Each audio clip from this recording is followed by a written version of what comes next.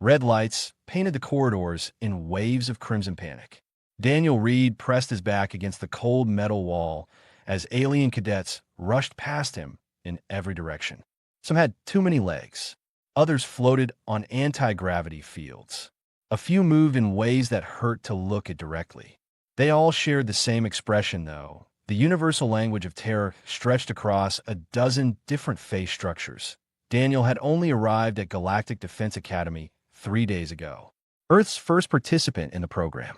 Historic moment for humanity. Great honor. All that official speech nonsense. Right now, he just wanted to understand what everyone was screaming about. His translator earpiece kept glitching, turning the emergency announcements into garbled static mixed with words that made no sense. Something about a breach. Something about Subject 47. Something about staying in designated safe zones. The recreation lounge had emptied in seconds when the alarm started. Daniel found himself alone, with half-finished games scattered across tables and a drink dispenser still humming in the corner. He grabbed his backpack and headed for what he assumed was the dormitory section. The station layout still confused him. Everything looked the same. Metal walls, harsh lighting, doors that opened with a hiss. He turned down a corridor that should have been sealed. The blast door hung halfway open, sparking slightly where the mechanism had jammed. Daniel squeezed through without thinking much about it. The academy had been running drills all week. Probably just another test to see how the new cadets handled stress. The hallway beyond was quieter. Empty. His footsteps echoed off the walls. Daniel relaxed slightly and checked his datapad for a map. The screen flickered with the same useless static as his earpiece. Fantastic. Lost in an alien space station during some kind of emergency drill. This would make a great story to tell the folks back home that a sound stopped him cold. Low and rumbling, like thunder rolling across a distant plain. But this was no storm. This was something alive. Something big. Something very close. Daniel turned slowly. At the far end of the corridor, where the lights flickered weakest, a shadow moved. Not just any shadow. This one had weight. Presence. The kind of mass that made the floor vibrate with each step. She emerged from the darkness like a nightmare given flesh. Golden bronze, fur matted with blood and chemicals. Shoulders broader than Daniel was tall. Paws the size of dinner plates. Each toe tipped with claws that scraped the metal floor. Her head was massive, shaped like the great cats from Earth, but larger. So much larger. Fangs showed between lips pulled back in pain or anger or both. This was Subject 47, the thing everyone was running from. The monster that had triggered station-wide lockdown. Daniel should have run. Every instinct screamed at him to turn and sprint back the way he came. But his legs wouldn't move. Not from fear paralysis. From something else. Something he recognized in the way she held herself. The creature was hurt, favoring her left rear leg. Multiple wounds on her shoulders leaked dark blood. Patches of fur missing where tranquilizer darts had torn free. One ear was shredded. Her breathing came in labored gasps. She wasn't hunting. She was fleeing. Their eyes met across the corridor. Hers were amber, like honey held up to sunlight. Intelligent eyes. Aware eyes. Scared eyes. Daniel made a choice that would either save his life or end it. He sat down right there on the floor, crossed his legs, set his backpack beside him, made himself small. Non threatening. The way you approach a frightened animal back home. The way his grandfather taught him to handle the aggressive dogs at the shelter where they volunteered. The creature stopped advancing. Her head tilted slightly. Confusion flickered across features built for killing. This prey was acting wrong. Prey ran. Prey screamed. Prey didn't sit down and stare calmly. Daniel kept his breathing steady. Slow in, slow out. He'd read somewhere that predators could sense fear through chemical signals. No idea if that worked across species, but it couldn't hurt to try. He started talking. Didn't matter what he said. The creature couldn't understand English anyway. The tone mattered more than the words. Hey there. Rough day, huh? Yeah, I can see that. Those look like they hurt. I bet they do. Must be scared. I would be too. It's okay. I'm not going to hurt you. Nobody here is going to hurt you. Not while I'm around anyway. The creature took another step. Then another. Each movement careful. Testing. Her muscles rippled under that blood-stained fur. She could cross the distance between them in a heartbeat. Could tear him apart before he finished his next breath. Daniel kept talking, kept his hands visible and still. The creature was close enough now that he could smell her. Blood and chemicals and something else. Something wild and alive. Like the big cat enclosure at the zoo on a summer day, she lowered her head, brought that massive face level with his. Her breath washed over him, hot and heavy. Those amber eyes studied him with an intensity that felt almost human. Looking for something, evaluating, deciding. Daniel slowly reached into his backpack. The creature's lips pulled back, showing every razor tooth. He moved even slower, drew out his water container, the standard issue bottle they'd given him on day one. He sat on the floor between them, pushed it gently in her direction. The creature glanced at the bottle. Back at Daniel. Back at the bottle. She sniffed it carefully. Then her rough tongue lapped at the opening. She drank desperately, nearly crushing the bottle with one paw to hold it steady. Somewhere distant, alarms still screamed. Somewhere above them, security forces were probably mobilizing. Somewhere in the command center, someone was watching through security cameras and losing their mind. But here in this empty corridor, a human and a monster shared water in silence. Daniel smiled. That's better, isn't it? Now let's see what we could do about those wounds. Commander Yareth's 4 hands gripped the edges of the command console hard enough to leave dents. His compound eyes tracked every screen showing the corridor where human Cadet was currently sitting within biting distance of the most dangerous predator ever brought to Harmony Station. He's insane, someone whispered from the back of the command center. He's dead, another voice corrected. Just doesn't know it yet. Yareth said nothing. His species had spent millions of years as prey animals on their homeworld. Every instinct he possessed screamed at him to send in the kill team immediately. But something about the scene unfolding on the monitors made him pause. The human wasn't acting like prey. And more disturbing, Subject 47 wasn't acting like a predator. Down in the corridor, Daniel had torn his shirt into strips. The academy uniform was pretty cheap anyway. Not much loss. He worked slowly, keeping his movements predictable. The creature watched him with those unervingly intelligent eyes. She hadn't attacked yet. That had to count for something. Okay, so here's the thing, Daniel said, still maintaining his calm tone. Those wounds are going to get infected if we don't clean them. How about a basic first aid kit? Nothing fancy, but it might help. The creature tilted her head again. That same confused gesture, like she was trying to understand not just his words, but his entire existence. Why wasn't he running? Why was he helping? The questions were clear in her expression, even without shared language. Daniel opened his first aid kit. Standard issue for cadets. Meant for minor cuts and bruises. Not treating massive predators with tranquilizer dart wounds. He'd have to improvise. Story of his life, really. He held up an antiseptic white packet. Let her see it. Smell it. Then slowly, telegraphing every movement, he reached toward the wound on her shoulder. She growled, deep and resonant, a sound that vibrated in his chest cavity. Daniel froze. I know it's scary, but this will help. I promise. He stayed frozen, hand extended, waiting, letting her decide. The growl faded. She sniffed his hand. Then, in a gesture that made the command center collectively gasp, she leaned her shoulder toward him, permission granted. Daniel cleaned the wounds as gently as possible. Each touch made the creature flinch, but she held still. Trusted him. The word felt absurd given the circumstances, but there was no other way to describe it. This apex predator was trusting a human she'd met 10 minutes ago. You know what I think? Daniel said, working on the second wound. I think someone kept you locked up somewhere. I think they hurt you. I think you got scared and ran. And now everyone's treating you like the bad guy when really you're just trying to survive. The creature made a sound. Not a growl. Something else. Almost like a whimper. Daniel's heart broke a little. Whatever this being was, wherever she came from, she understood pain. She understood fear. That made her a person in his book, not a monster. He finished with the visible wounds and sat back.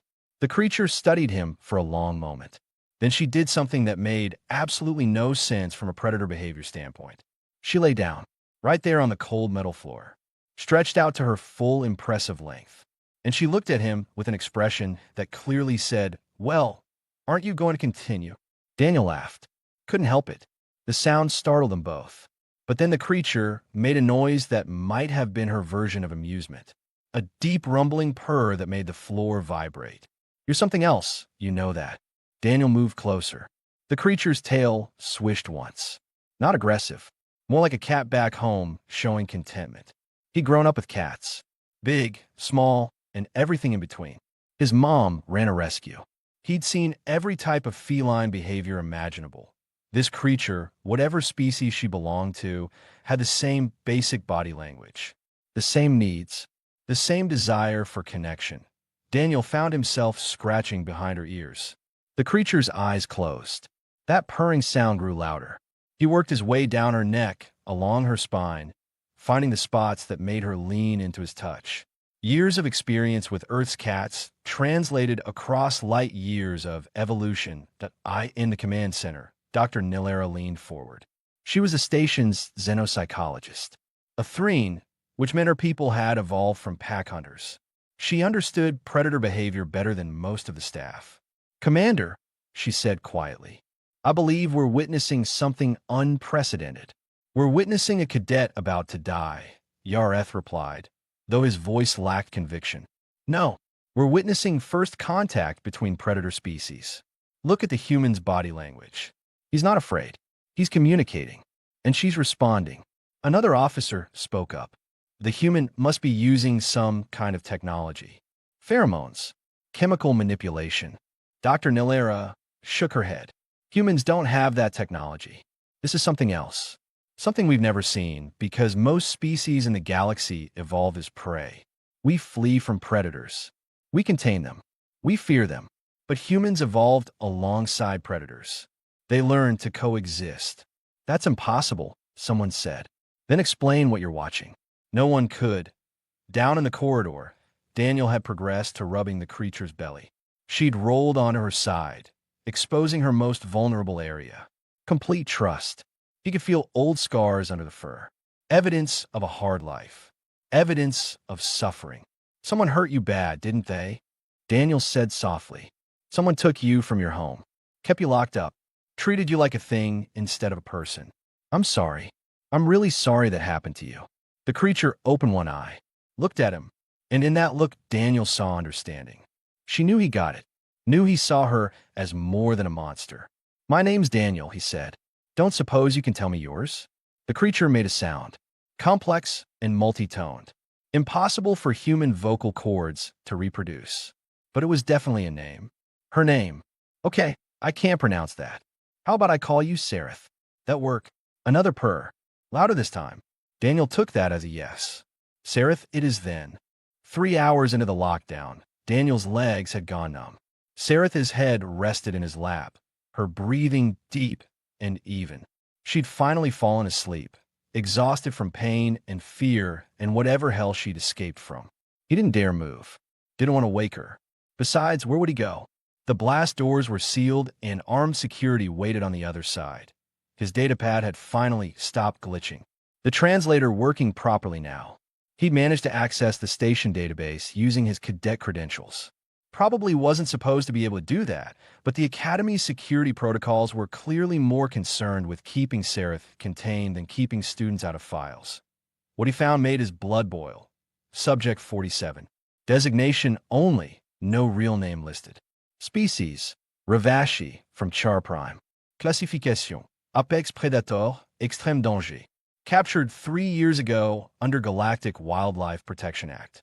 Reason, sanctuary and study of endangered species. That all sounded official and proper. Then Daniel kept reading. Housing, isolation cell 4B, dimensions 3 by 3 meters. For a creature that could stretch nearly 4 meters long. 3 years in a cage barely big enough to turn around in. Feeding schedule, nutrient paste, twice daily. No environmental enrichment listed. No socialización. No contact with any beings except researchers in full protective gear. The medical logs were worse. Monthly blood draws. Tissue samples. Dental examinations performed under full sedation.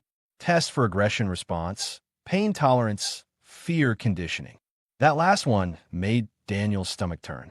They'd been deliberately scaring her, measuring how much trauma it took to break her. There were notes about her behavior. Increasing signs of psychological distress, depression, repetitive movements, self-harm. The researchers documented it all with clinical detachment. Subject exhibits stress behaviors. Subject resistance to handling procedures increased. Subject becoming unmanageable. And oh kidding, she became unmanageable. They tortured her for 3 years and wondered why she stopped cooperating. The escape happened during a routine cage cleaning. Sareth had never shown aggression towards staff before.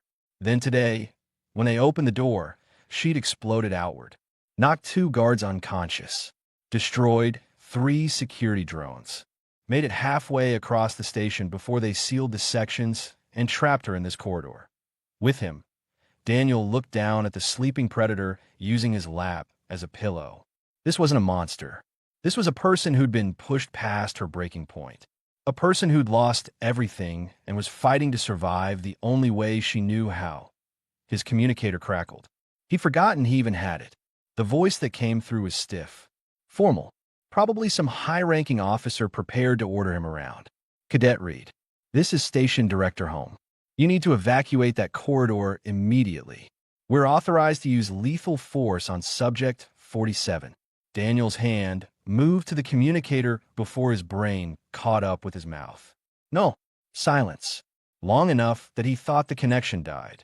Then, excuse me. I said no. You're not killing her. Cadet, that creature is extremely dangerous. It has already injured multiple personnel. We cannot allow it to remain alive and risk further casualties. Daniel's voice was steel. She is a person. Her name is Sareth. And she only hurt people because you people hurt her first. More silence. Daniel heard muffled voices in the background. People arguing. He didn't care. He kept his hand on Sareth's head, scratching gently behind her ear. She shifted in her sleep, pressing closer to him. Cadet Reed. A new voice. Female. Calmer. My name is Dr. Nilera. I'm a station psychologist. I've been watching you with Subject 47. What you've accomplished is remarkable, but we need to think about everyone's safety, including yours. Then stop calling her Subject 47. Stop treating her like a lab experiment. She's sapient. I've seen it in her eyes. She understands way more than your files give her credit for. Even if that's true, we can't just release her. The legal complications alone, I don't care about legal complications.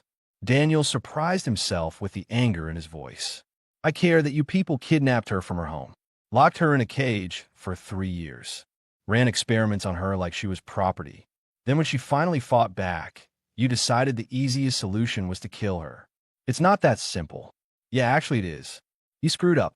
Your research program screwed up, and now you want to cover it up by eliminating the evidence. Well, guess what? I'm not moving. You want to shoot her? You'll have to shoot through me first. Sareth stirred at his raised voice. Those amber eyes opened, immediately alert. Daniel forced himself to calm down, resumed his gentle scratching. She relaxed again but stayed awake, watching him. Doctor. Nilera spoke again. Daniel, may I call you Daniel?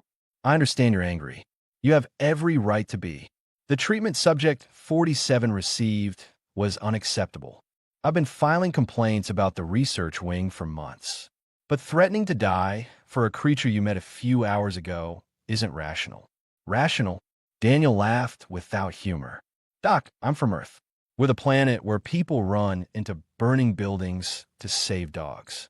Where we adopt apex predators as pets. Where we cry over animals we've never met dying in movies.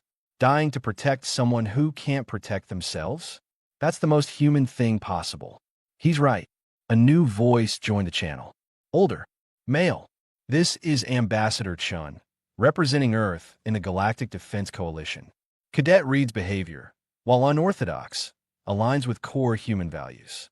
If the station proceeds with lethal force, Earth will file formal protests. We'll also demand investigation into all research wing activities. Director Holm came back on. He sounded tired. This is a disaster. Only if you make it one, Daniel said. Give her a chance. Let me bring her somewhere safe. Somewhere better than that cage you kept her in. I'll take full responsibility. If she attacks anyone, she won't. Not if people stop treating her like a threat. Long pause. Daniel could practically hear calculations happening. Political considerations. Legal ramifications. Public relations nightmares. Finally, you have one chance, Cadet. One. Bring her to Base 7. We've cleared a cargo space. If this goes wrong, if anyone gets hurt, the consequences will be severe. Understood. The channel closed. Daniel looked at Sareth. She looked back. Understanding passed between them without words. They both knew the stakes. They both knew the risk. Ready to trust me one more time? Daniel asked. Sareth stood. Stretched. Nodded once. Together they walked toward whatever came next. The blast door opened with a hiss that made every guard in the corridor flinch. Weapons raised. Targeting lasers painted red dots across the opening. Daniel stepped through first, one hand resting on Sareth's shoulder. She followed so close behind that he could feel her breath on his neck. 50 meters to Base 7. Might as well have been 50 kilometers. Guards lined both sides of the corridor. Vantorai in full combat armor. Threen with plasma rifles. A few species Daniel didn't recognize, all armed to the teeth. Every weapon tracked Sareth's movement. Every finger rested on a trigger. One wrong move, and they'd both be vapor. Daniel kept walking. Steady pace. Not too fast. Not too slow. He talked the whole way, keeping his voice calm. Didn't matter what he said. Sareth couldn't understand most of it anyway. The tone mattered. The connection mattered. You're doing great. Just keep moving. Don't look at them. Look at me. That's it. Nice and easy. Sareth's claws clicked against the metal floor. Each step deliberate. Controlled.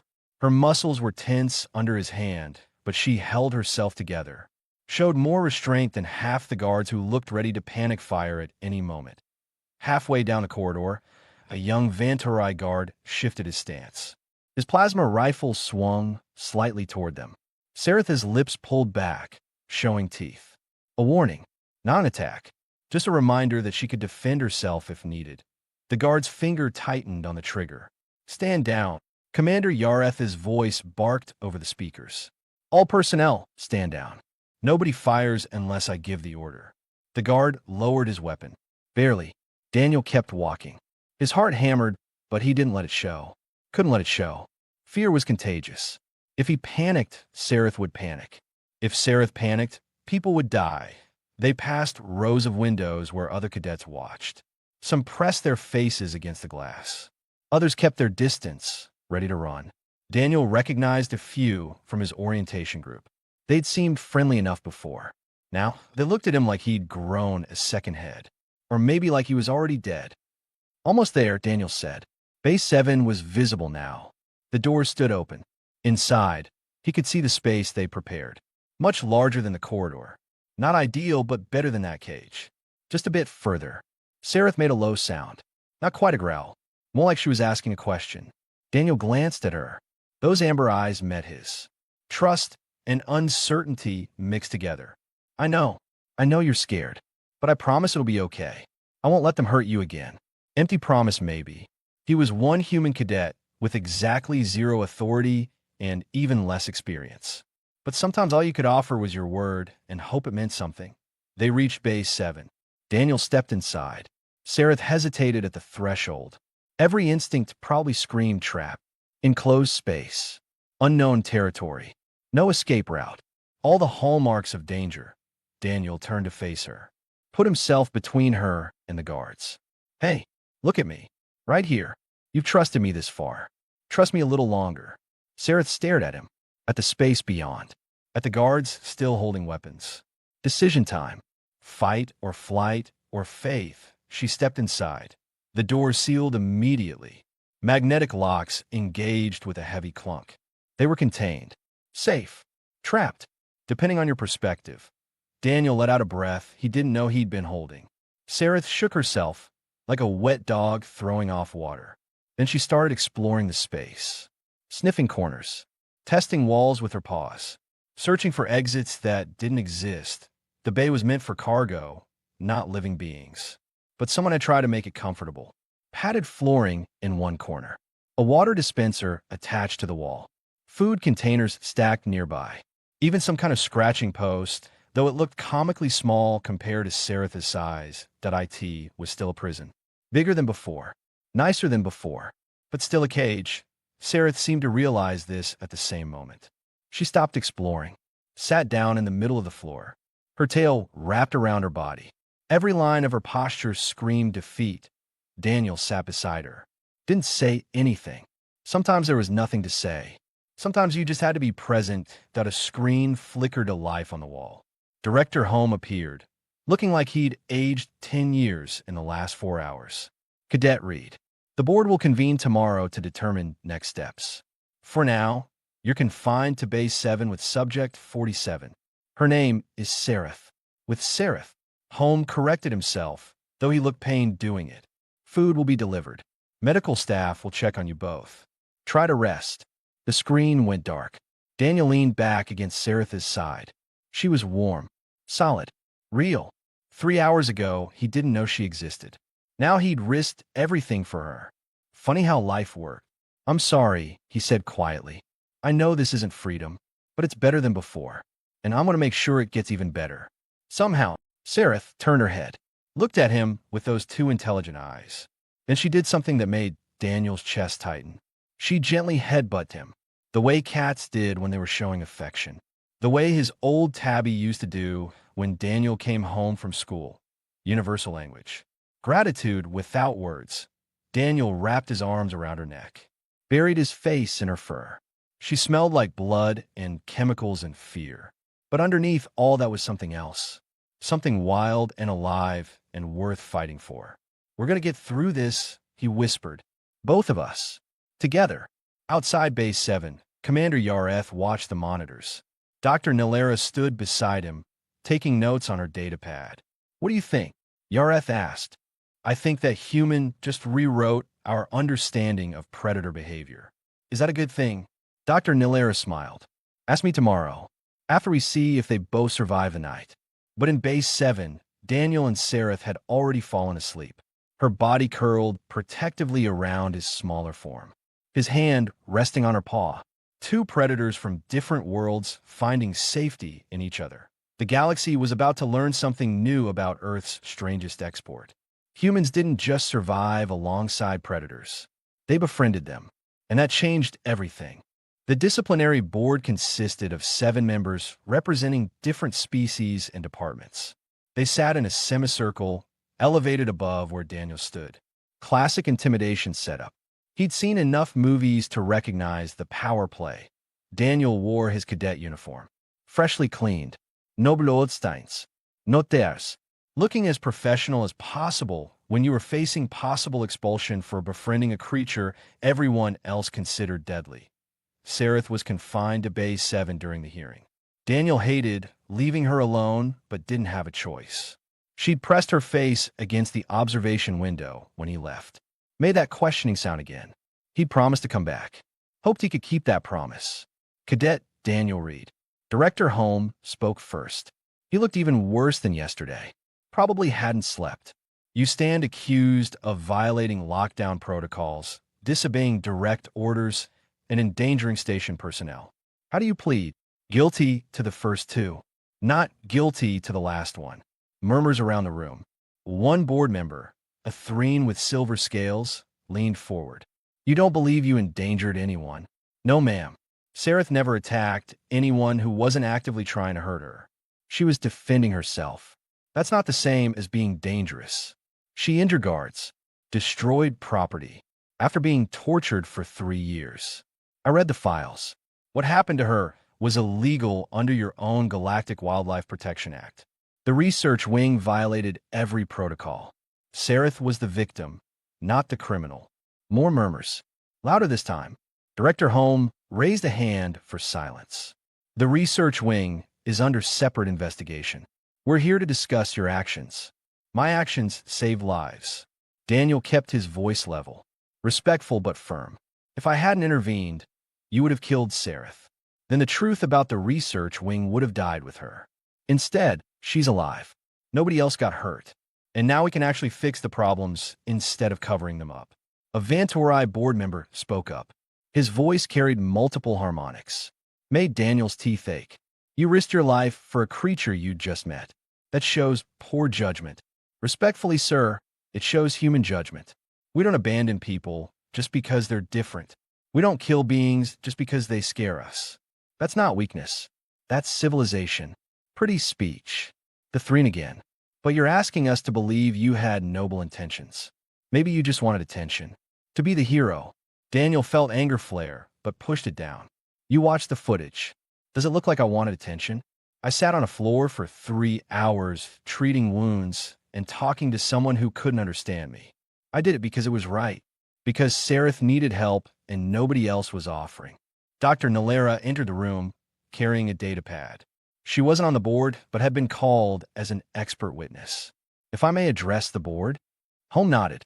She brought up holographic displays showing the security footage, annotated with her observations.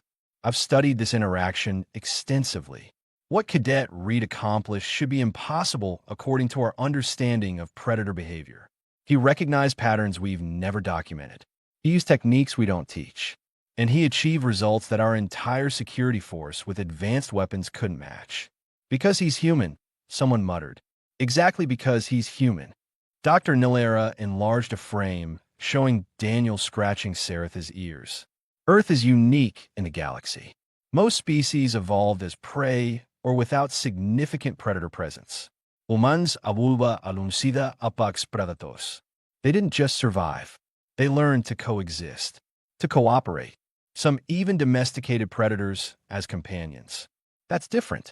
Those were animals. Is it different? Dr. Nilera pulled up another image. Sareth's eyes, captured in perfect detail. Look at this. Really look. I've spent 2 decades studying xenopsychology. Those eyes show sapient thought, self-awareness, emotional complexity. Sareth isn't an animal. She's a person. Cadet Reed saw that immediately. The rest of us were too afraid to look. The room fell silent. Daniel watched board members study the image. Saw some of them actually seeing Sareth for the first time. Not as a threat. As a being. Commander Yareth stood from his seat in the observation area. Permission to speak? Holm looked surprised, but nodded. I've commanded security for 15 years. I've handled hundreds of dangerous situations. By every protocol, every regulation, every standard procedure, I should have ordered lethal force immediately. Subject 47 was an active threat. She'd already injured personnel. The risk was too high. He paused, for hands clasped behind his back. But Cadet Reed showed me something I'd forgotten. Protocols exist to protect people. All people. Not just the ones we find easy to understand. Sareth is a person. She deserved a chance. Reed gave her that chance when the rest of us were too frightened to try. So you support his actions? The Threen asked. I support his results. Nobody died. Nobody else got hurt. And we discovered systematic abuse in our research wing. If Reed had followed orders, we would have killed an innocent being to cover up crimes. That's not justice. That's cowardice. More silence. Longer this time. Board members exchanged looks. Some reached for their data pads. Others stared at the frozen image of Sareth's eyes. Finally, Holmes spoke. Cadet Reed, your methods were unorthodox. You violated direct orders. You put yourself at enormous risk. Under normal circumstances, that would mean immediate expulsion. Daniel's heart sank. However, Holmes continued, these are not normal circumstances. You exposed serious ethical violations. You prevented what would have been a wrongful execution, and you demonstrated skills we didn't know were possible. The board has reached a decision. He paused for effect. Daniel wanted to throw something. You will receive an official reprimand for violating lockdown protocols. This will remain on your record. You will also be assigned additional duties helping redesign our xenobiology safety standards. And finally, you will be responsible for Sareth's continued care and integration. It took a moment for the words to register. Integration? Sareth cannot return to her homeworld. She's been away too long. But she also cannot remain in containment. We're offering her a position in our security training program. If she accepts, if you think she's capable, she's capable. Daniel didn't hesitate. She's more than capable. Then make it work. Both of you. Show us that cooperation between predator species is possible. Teach us what humans apparently know instinctively. The board dismissed him. Daniel walked out feeling like he could float. Maybe fly. He headed straight for Bay 7. Sarith was waiting at the window, pressed against the glass. When she saw him, her entire body language changed. Relief. Joy. That rumbling purr loud enough to hear through reinforced walls. Daniel placed his hand against the glass. Sarith pressed her paw against the same spot. Different worlds. Different species. Same understanding. We won, Daniel said. Knew she couldn't hear him through the door. Said it anyway. We actually won. 6 months changed everything. The training yard was busy with afternoon drills. Cadets from a dozen species practiced combat formations, tactical responses, emergency procedures. Standard academy curriculum. But today something different caught everyone's attention. Sarith moved through the obstacle course like liquid gold. Over walls, under barriers, through tight spaces that shouldn't fit something her size. She'd lost weight since her rescue. Healthy weight. The kind that came from exercise and proper nutrition instead of stress and starvation. Her first shone in the artificial sunlight. Wounds healed to barely visible scars. Daniel watched from the sidelines, datapad in hand, tracking her time. She was fast. Faster than any cadet currently enrolled. Faster than most instructors. The course record had stood for 3 years. Sarith beat it by 15 seconds. She crossed the finish line and immediately looked for him. Found in the crowd. That rumble of satisfaction carried across the yard. Several cadets who would have run screaming 6 months ago now smiled at the sound. Show off, Daniel called out. Sarith trotted over. She'd been fitted with a translator collar after the hearing. Took a few weeks to calibrate properly. Learning to use it took even longer. But now she could actually communicate beyond body language and context clues. You said beat the record. I beat the record. Her voice came out synthesized through the collar. Slightly mechanical, but unmistakably hers. Problem? No problem. I'm impressed. Maybe a little worried you're making me look bad. You make yourself look bad. I just expose it. Daniel laughed. Their banter had become familiar around the academy. Other cadets didn't understand it at first. Thought maybe Sarith was being aggressive. Took time to realize this was how they showed affection. Teasing between friends that a small Threen cadet approached nervously. Pip.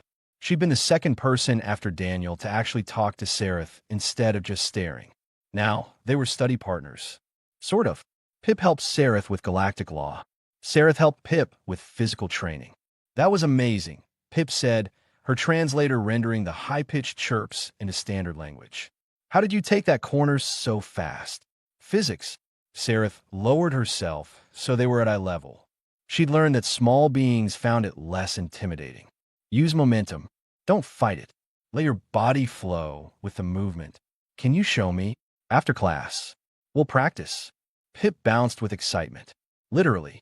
Her species did that. She rushed off to tell her friends that Sarith was going to teach her personally. Daniel shook his head. Remember when everyone was terrified of you? I remember when you were the only one not terrified.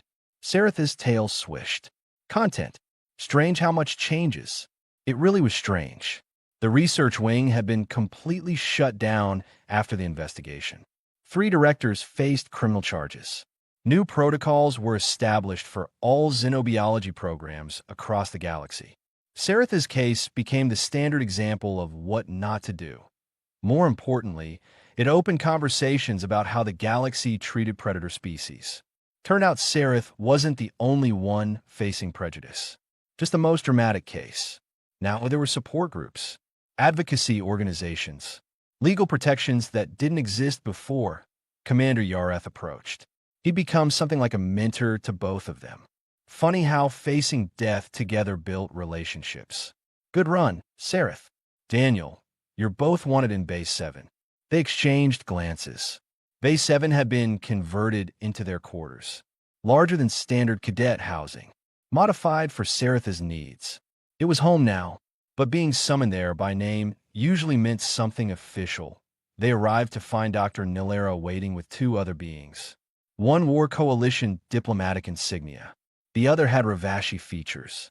Male, smaller than Sereth, but unmistakably same species. Sereth froze. Made a sound Daniel had never heard before. High-pitched, questioning. The male Ravashi responded in kind. And they were both making those sounds. Complex harmonics. Their actual language. The diplomat stepped forward. Cadet read. I am Ambassador Lorn. This is Kevith, representative from Char Prime. He's been searching for someone. Kevith spoke through his own translator. Sereth, daughter of Mareth. Missing 3 years. Declared dead. Family mourned. Then we heard stories. Human and Ravashi at Defense Academy. Had to see. Had to know. Sereth's voice came out barely audible. Uncle, yes, little hunter. It's me. They touched foreheads. Traditional Ravashi greeting for family. Sereth's whole body shook. Daniel realized she was crying. Didn't know her species could cry. Learn something new every day. Kevith looked at Daniel. You saved her. Clan owes debt beyond words. Beyond action. You gave us back what was lost. I just saw someone who needed help. Daniel felt uncomfortable with the praise. Anyone would have done the same. No, most would not. Most did not. You did. That matters. Ambassador Lorne cleared his throat. We have a proposal. Char Prime wants to establish formal relations with Earth. Cultural exchange. Military cooperation. Trade agreements. Given your unique partnership, we'd like you both to serve as liaisons. After graduation, of course. Daniel looked at Sereth. She looked back. That same understanding that existed from their first meeting in the corridor. What do you think? He asked. I think we make good team. Sereth bumped his shoulder with her massive head. Gentle despite the size difference. I think Galaxy needs more beings who see persons instead of monsters. Yeah, I think so too. 1 year later, Daniel and Sereth stood on the bridge of the Coalition vessel Harmony. Not as cadets, as full officers.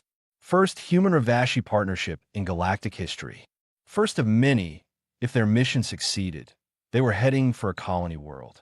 Prey species and predator species forced to share resources. Tensions running high. Violence threatened. Traditional diplomats couldn't make progress. So they sent Daniel and Sereth. The human who befriended a monster. The Ravashi who learned to trust. Ready for this? Daniel asked. Sereth's purr rumbled through the deck plating. With you? Always. Outside the viewports, stars streaked past. Behind them, Harmony Station where their story began. Ahead, a galaxy learning new lessons about fear and friendship. About seeing past instinct to recognize people. Daniel rested his hand on Sereth's shoulder. Right where he'd first touched her in that locked corridor. Where trust began, some bonds transcended species. Transcended evolution. Transcended the distance